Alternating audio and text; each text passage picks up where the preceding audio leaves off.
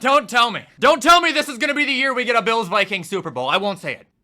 Seriously though, holy cow, do we have a lot of stuff to talk about regarding the two games that happened last night. In today's video, that's what it's gonna be, a reaction plus a little bit of Reddit reacting. I hope you guys are okay with that. And before we hop right into it, we got a couple of plugs as always, so don't forget to use code Wyatt's World on G Fuel or Prize Picks, where you can save yourself a discount on any G Fuel products, or guarantee yourself to win a free $50 with your first $5 lineup after using code Wyatt's World at sign up on Prize Picks. Also, quick announcement regarding my Waggle sponsorship. My code is officially changed from Wyatt10 to Wyatt's World, so I have the same code for every sponsor now. But that's all I got for plug-in today. Let's get into the video.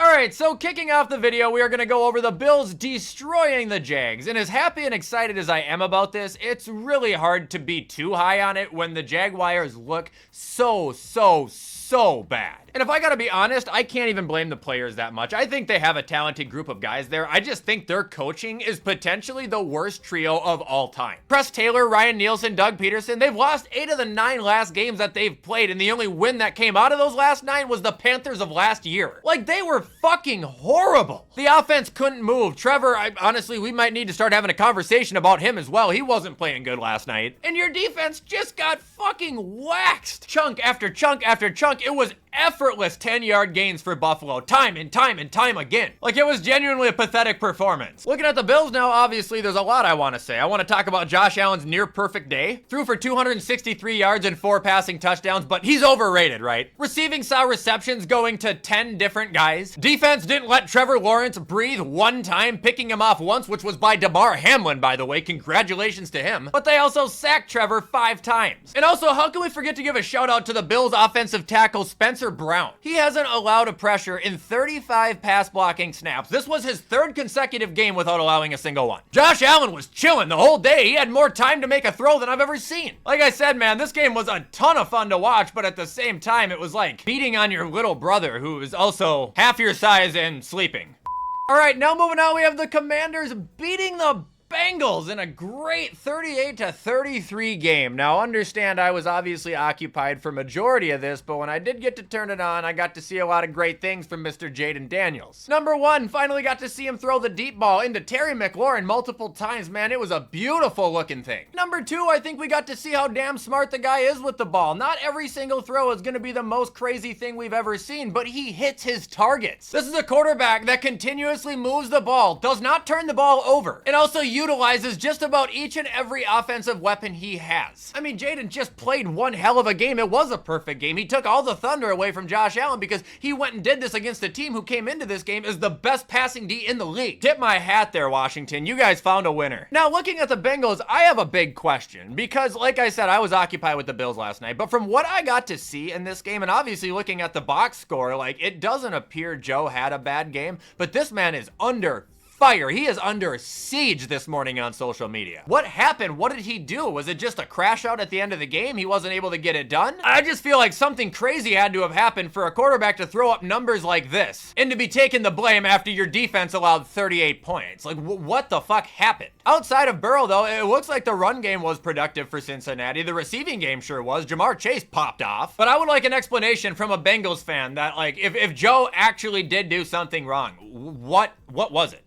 All right, now moving on to the Reddit part of this video, I guess we can start to have our talk about Trevor Lawrence right now because he himself has said a quarterback has to play well for teams to win, and I haven't done that. And it's just the truth, man. It's just the truth. As much as I love the guy, as much as I want to support him, as much as I want to support the contract they gave him in Jacksonville this year and to end last year, he hasn't been playing good. And you know, we wanted to think it was his ankle last year, but now it's starting to show that it might have just been him. An announcer pointed it out last night, I'm pretty sure, and I couldn't agree with it more. It just seems like at times, more times than none, he's trying to do too much. He'll try and turn something into more than it needs to be, which can often result in him creating unnecessary pressure. He'll try and hit the home run throws instead of the easy base hits that are wide open. It just seems like he's constantly trying to put on this show that he doesn't need to put on. And on top of that, we can now bring to light that after yesterday's game, Trevor Lawrence officially has a career lower passer rating than Daniel Jones. Not by much, but again, you know, people want to rag on Daniel Jones so much, acting like he needs to be forced out of there when Trevor Lawrence has, well, been playing just as bad to worse than him. Like I previously mentioned, you know, I believe the coaching is a monumental issue when it comes to Jacksonville, but another big problem they have right now is undoubtedly the performance of the quarterback that they paid through the roof to cement there for the next 4 to 5 seasons. He's got to turn it around if they want to turn it around. Like, just as much falls on him as it falls on the coaches.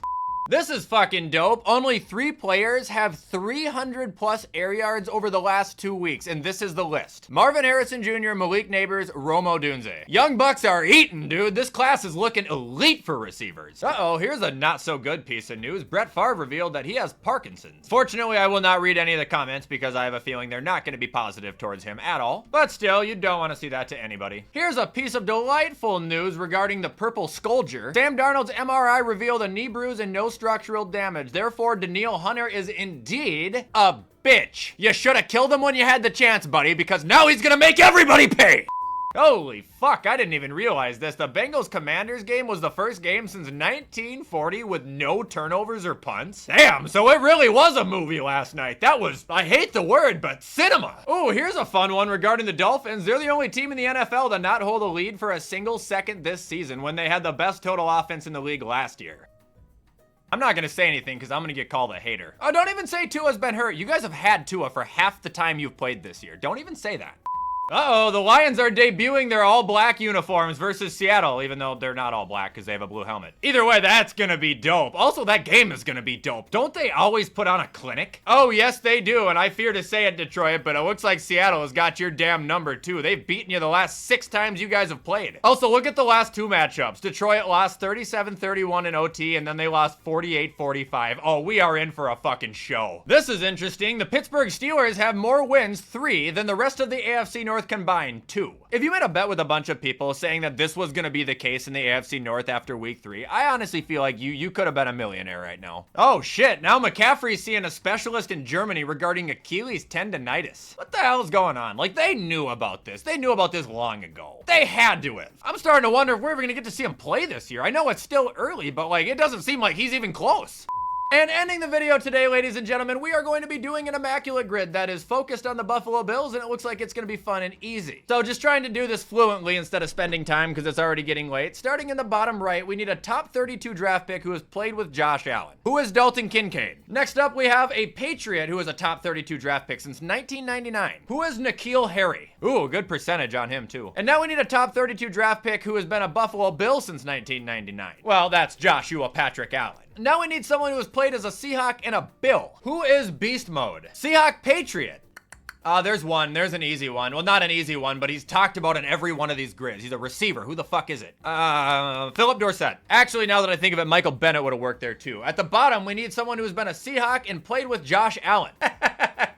I have a really good one for that, and only because my Seahawk jersey that a fan sent to me is actually a Steven Hauschka jersey, who was a kicker for the Bills. That's the only reason I know that so fast. How did he spell it? Was with a P? Right there. 46%, okay. Going up to the top right now, we need a Bill 49er. You know, Leonard Floyd's the easy one here, but I'm actually gonna go with Terrell Owens. Only 14%. Now we need a 49er Patriot. That should be easy as oh, it is, Jimmy Garoppolo. And bottoming, we need a 49er who has played with Josh Allen. Who is Leonard Floyd? Success! And that is going to be all for today's short reaction video. I hope you guys enjoyed this video, and if you did, you already know what to do to show support, and please do it because you know I appreciate any and all help. In the meantime, I'm going to get this edited so you guys can watch it on time. I hope you all have a fantastic rest of your Tuesday, and as always, I will see you in the next video.